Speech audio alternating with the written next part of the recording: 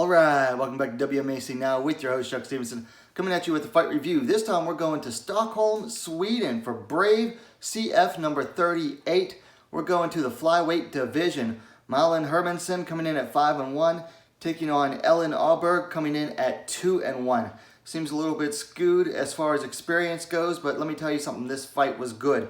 A lot to go over, I'm going to try to go through it real quick. Now, before we get into this, Hermansson just fought 2 weeks ago, defeating Anna Maria Pal via rear naked choke in, I believe, the second round. So first round, Hermansson comes out and she's stalking Öberg, but Öberg is throwing a lot of kicks, a lot of low kicks.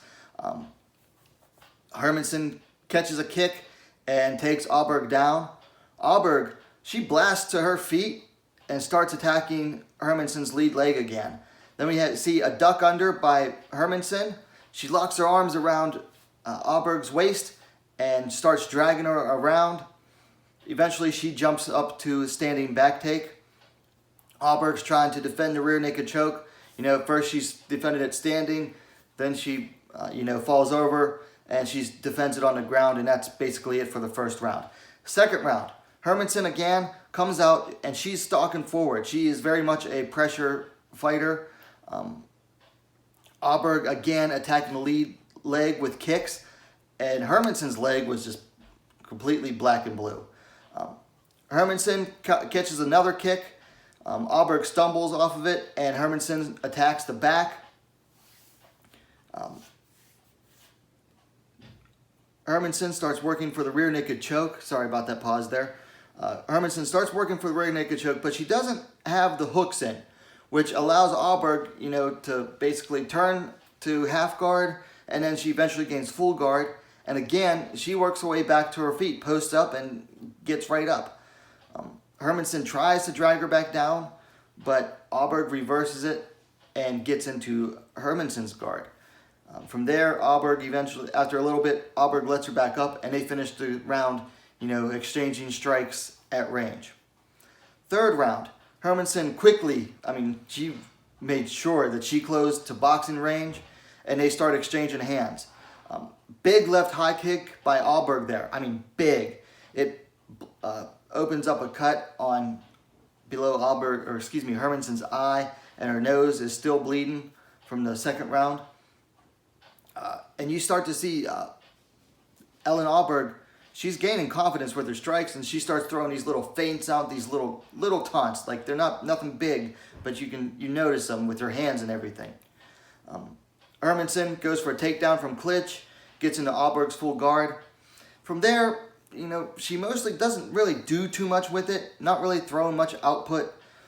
She stacks Öberg a little bit, but she's really not doing anything too much in the guard.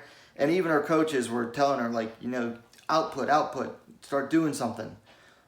So then Öberg creates space, she gets up. Hermansson, has her hands around her waist, desperately tries to get her back down. Is unable to do it until the closing seconds of the third round. So it goes to the judges. 2 of them had it 29-28. 1 had it 30-27. They didn't read off who each score was for, but it's a split decision in favor of Elin Öberg. Bit of an upset there. I picked Hermansson to win in my weekend preview. I did mention though that Elin Öberg is a strong striker, but definitely a bit of an upset there. This fight basically boiled down to the Muay Thai stylist in Öberg taking on Hermansson, who's a pressure boxer who also likes to go to the ground. Man, let me tell you something. If you haven't seen this fight yet, Öberg's low kicks are nasty. I mentioned it earlier, but Hermansson's leg by the end of the first round was like black, blue, purple, everything but white. And then Elin Öberg, she is a fighter to keep an eye on. She's got devastating strikes. She has decent ground defense. Good at getting back to her feet. Is able to fight off the submission well enough to survive. She's cute. She's charismatic. And she has good English speaking ability. Definitely someone to keep an eye on. Kind of reminds me about Amanda Hebos, but without the annoying like over exuberance. Anyway, things to work on. For Hermansson, she leaves her hands too low. She's got to start keeping her hands up. She left herself way too open to strikes. That's how she didn't see the left high kick coming. She could have maybe blocked it if she had her hands up. She just leaves her hands down near her waist too much. And I mentioned that, I did a review of her last fight that I mentioned that she keeps her hands too low. She also needs to start putting those hooks in for the rear naked choke. Otherwise, that's how Öberg was able to twist out of it and escape, because Hermansson didn't really have the hooks in. She didn't have full control over it. She also, if she's going to be a striker who likes to go to the ground and likes to grapple, she needs to really work on a lot of basics on her ground game. Particularly, I noticed she needs to learn spatial control and how to use her weight when grappling. She was too open on the ground against Elin Öberg, allowing her to get back up. She needs to learn how to control space and learn how to apply her body weight to keep pressure on the ground, her grounded opponent.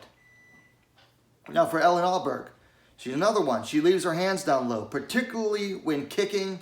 It leaves her vulnerable to counter punches. This is very much a Muay Thai thing, just throwing the naked kicks without defense, without throwing hands first or after. It's very much a Muay Thai stylist weakness in MMA, that they throw these naked kicks and they leave themselves open. She also needs to work on grip fighting, particularly when defending the rear naked choke. Had she fought the grips a little bit better, she might have been in better shape at the end of the first round there when she was fighting off that rear naked choke. Now for fights to make, it's regional level, but I think either of these two could be ready for a step up. I think either of them would fit in well in either Bellator or Invicta's flyweight division. Invicta needs some flyweights right now. They recently lost a couple. They lost Miranda Maverick to the UFC. They lost Deanna Bennett to Bellator. Invicta could definitely use an influx of flyweights. And Bellator, I think Öberg is definitely the type that Bellator likes to go for. You know, the pretty type who likes to stand and bang. Hermansson, though, is also very much fits into that mold at Bellator. She's very aggressive, very stylistically interesting to watch. Like I said, either of these two would fit in well at either Invicta or Bellator right now. Although Brave seems to be building up their ladies divisions, they could stay there too as well. Anyway, those are my thoughts on the fight. Like I said, Elin Öberg, keep an eye on her, but also keep an eye on Hermansson. She's one to watch as well. Let me know your thoughts on the fight in the comments down below. It is available at fight.tv if you're in the US. If you like the video, please give it a like and share it as well. And hey, what are you waiting for? Subscribe to WMMA Scene Now, the most complete women's mixed martial arts dedicated platform on YouTube. Thanks for watching. We'll see you next time.